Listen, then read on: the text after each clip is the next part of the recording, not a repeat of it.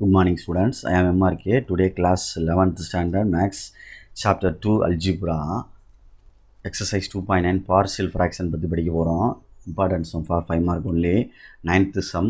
Okay, நம்ம வந்து அதில் கான்செப்ட் என்னென்னா டினாமினேட்டரோட டிகிரி அதிகமாக இருக்கணும், டினாமினேட்டர் டிகிரி அதிகமாக இருக்கணும் எதோட நியூமரேட்டரை விட, இதுதான் கான்செப்ட்டு. அப்போ இதில் எக்ஸ் இருக்குது இதில் நியூமரேட்டர், இது கரெக்டாக ஓகே கணக்கு. அப்போ நம்ம கணக்கு செய்யலாம் அப்படின்னு சொல்லையில் பார்த்து கொஸ்டின் எடுத்து ஃபேக்டரை பிரிக்க தெரியணும். கீழே உள்ள ஃபேக்டரை டினாமினேட்டர் உள்ள ஃபேக்டரை நமக்கு தனித்தனியாக பிரிக்க தெரிஞ்சால் தான் ஈஸியாக ஹேண்டில் பண்ணலாம். சரியா சொல்கிறது? அதனால் கொஞ்சம் பார்த்து நிதானமாக செஞ்சுக்குங்க.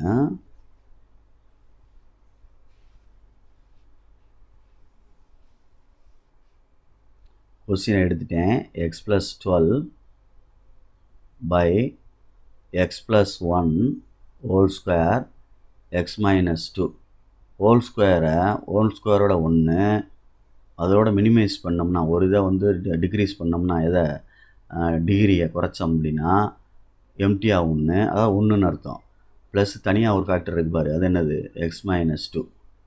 இந்த ரெண்டு ஃபேக்டரையும் அப்படி தனித்தனியாக பிரிக்கிறேன். எக்ஸ் ப்ளஸ் 1 ஹோல் ஸ்கொயர் 1, அதிலேருந்து 1 குறைச்சோம்னா எக்ஸ் ப்ளஸ் 1.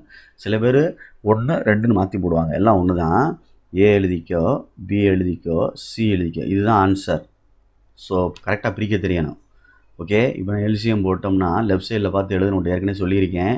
லெஃப்ட் சைடை பார்த்து எழுதிட்டேன். அப்போ இது ரெண்டையும் அடிச்சிட்டோம்னா எக்ஸ் மைனஸ் 2 வரும். ஏ இன்ட்டு எக்ஸ் மைனஸ் 2 சொல்கிறத கவனிச்சிக்கோ. ப்ளஸ் இது ரெண்டில் அடிச்சிட்டோம்னா இதில் எக்ஸ் ப்ளஸ் 1, இதில் எக்ஸ் ப்ளஸ் 1 ஹோல் ஸ்கொயர், அது 2 டைம்ஸ் இருக்குது. இதில் 2 டைம்ஸ் இருக்குது. 1 டைம் அடிச்சிட்டோம்னா 1 டைம் மிச்சம் இருக்கும் இதில். இப்போ அதில் ஒரு டைமு இது ஒன்று இருக்குல்ல, அது ரெண்டும் சேர்ந்து மேலே போகும்.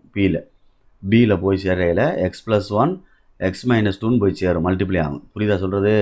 ப்ளஸ் சி, இதில் எக்ஸ் மைனஸ் 2 கேன்சல் பண்ணிவிட்டு இது மட்டும் இருக்கும். அப்போ அது மேலே போகும். அப்போ எக்ஸ் ப்ளஸ் 1 ஹோல் ஸ்கொயர்னு கிடைக்கும். இதுதான் கணக்குடைய பொசிஷன். புரியுதா? பார்த்து நிதானமாக செஞ்சுக்க. டக்குன்னு கிராஸ் மல்டிப்ளை அது இதுன்னு பண்ணிடாத. தெரியலன்னா பக்கத்தில் கேட்டுக்க பசங்கள்கிட்ட, அப்படி இல்லைன்னா டீச்சர்கிட்ட கன்சல்ட் பண்ணிக்க. ஓகே, கூச்சப்படக்கூடாது. தெரியலன்னா கேட்டு தெரிஞ்சுக்கிறணும்.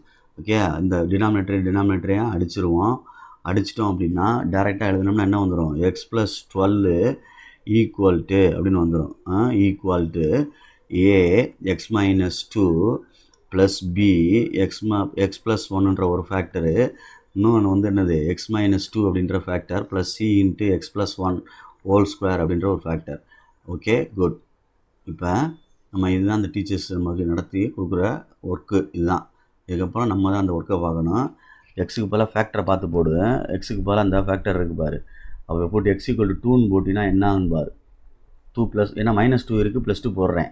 அப்போ 2 ப்ளஸ் 12 என்ன வந்துடும்? 14 ஈக்குவல் டு ஃபஸ்ட்டு 1 0 ஆயிரும், இது 0 ஆயிரும். இது 2 ப்ளஸ் 1 என்ன வந்துடும்? சாரி, இங்கே 2 போட்டால் என்ன ஆயிரும்? 0 ஆயிரும். இங்கே 2 போட்டால் என்ன ஆயிரும்? 0 ஆயிரும். அப்போ இது மட்டும் கிடைக்கும். 3 ஸ்கொயர் என்ன வந்துடும்? 9c அப்படின்னு வந்துடும். அப்போ கீழே இறக்கி விட்டோம்னா 14/9 ஈக்குவல் டு என்னடா தம்பி? சி அப்படின்னு அர்த்தம். அந்த டேரெக்டாக வேகமாக எடுத்துகிட்டேன் ஆன்சரை. பழைய போல எடுத்துட வேண்டியதான். அடுத்து x is equal to put x is equal to 1ன்னு -1ன்னு எடுக்கிறேன். ஏன்னா இந்த ஃபேக்டர் வந்து மைனஸ் எக்ஸ் ப்ளஸ் 1 இருக்குது, அதனால் -1 எடுக்கிறேன்.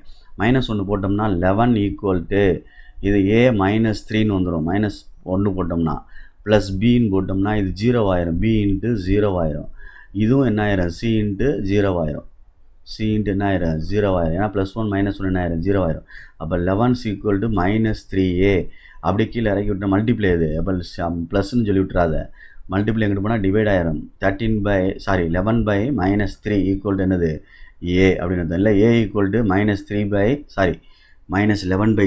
ஓகேயா? இப்படி இறக்கி விட்டு அம்புக்குறி அங்கே வச்சு டேரெக்ஷன் போட்டு அப்புறம் நீ மாற்றி அளிக்கலாம், ஒன்றும் தப்பு இல்லை.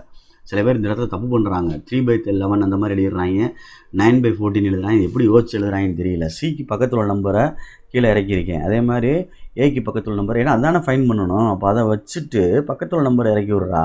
இது யாரையும் வித்தியாடா உங்களுக்கு? மல்டிப்ளையாக இருக்குது, அங்கிட்டு போனால் என்ன ஆகும்? டிவைட் ஆகும். யோசிச்சு பாரு. சரிங்களா? ரைட்டு. அப்போ ஏ கண்டுபிடிச்சாச்சு, சி கண்டுபிடிச்சாச்சு. நமக்கு தேவையானது சி வேணும். அப்போ காமனாக வந்து ஏதாவது ஒரு நம்பரை போட்டு, போட்டு எக்ஸ் ஈக்குவல் டு 0ன்னு போட்டு ஏபிசி எடுத்துகிட்டு ஆன்சர் எடுத்துருவோம். சரிங்களா? 0 போட்டால் 12 equal to A into -2 plus B into 1 -2 plus C into 1. அப்போ 12 -2a -2b plus C. Okay, ஏக்கு பதிலாக என்ன இருக்குது? 12 -2 into 11 by -3 -2 into 14 by B தானே கண்டுபிடிக்கணும், சிக்கு தான் கண்டுபிடிச்சி வச்சுருக்கேன். சிக்கு தான் நான் என்ன கண்டுபிடிச்சி வச்சுருக்கேன், ஆன்சர் கண்டுபிடிச்சி வச்சுருக்கேன். அப்போ பி வந்து ஸ்டாண்ட் பை அப்படியே இருக்கணும். -2b ப்ளஸ் 14 by என்னது 9. இது மற்ற எல்லாத்தையும் இங்கிட்டு கொண்டு வா. 12 இது ரெண்டு அப்படியே மேலே மல்டிப்ளை பண்ணிவிட்டு இந்த மைனஸ் வேணால் கேன்சல் பண்ணிடு. இங்கிட்டு கொண்டு வந்து 22/3 வரும். இங்கிட்டு வந்தால் -22/3 வரும். பொறுமையாக அதே மாதிரி -14/9 ஈக்குவல் டு -2b அப்படின்னு அர்த்தம். இப்போ எல்சிஎம் வந்து 9 போட்டோம்னா சரியா 108 சரியா, -3 2 6 66 -14 equal to -2b.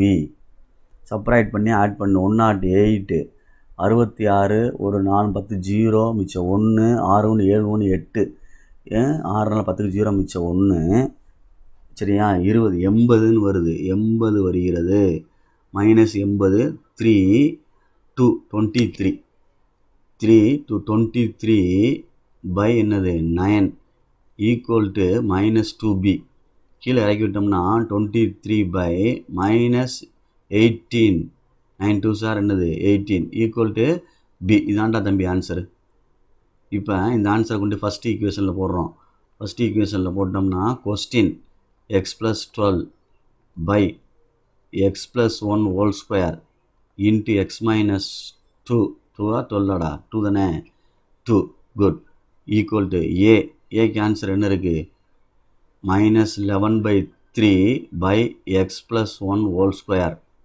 Okay right. Next பிக்கு என்ன இருக்குது பிக்கு என்ன இருக்குன்னு பார்த்துக்க -23/18 by x + 1. சிக்கு என்ன இருக்குன்னு பார்த்துக்க +14/9 by என்னடா தம்பி x - 2. இது அப்படியே கீழே இறக்கி விட்டுருங்கடா தம்பி. ப்ளஸ்ஸை வேணால் முன்னாடி எழுதிக்கிறோம். 14/9 into x - 2 அப்படின்னு வரும். அடுத்து எப்படி வேணால் மாற்றி எழுதிக்க -11/3 into x + 1 whole square. Answer அப்படியே மேட்ச் ஆகணும், அவ்வளோதான். புக்கில் பாரு 23/18 into x + 1 which is required equation of நமக்கு தேவையான பார்ஷியல் ஃப்ராக்ஷனுடைய ஆன்சர். ஓகே இதுதான். தேங்க்யூ.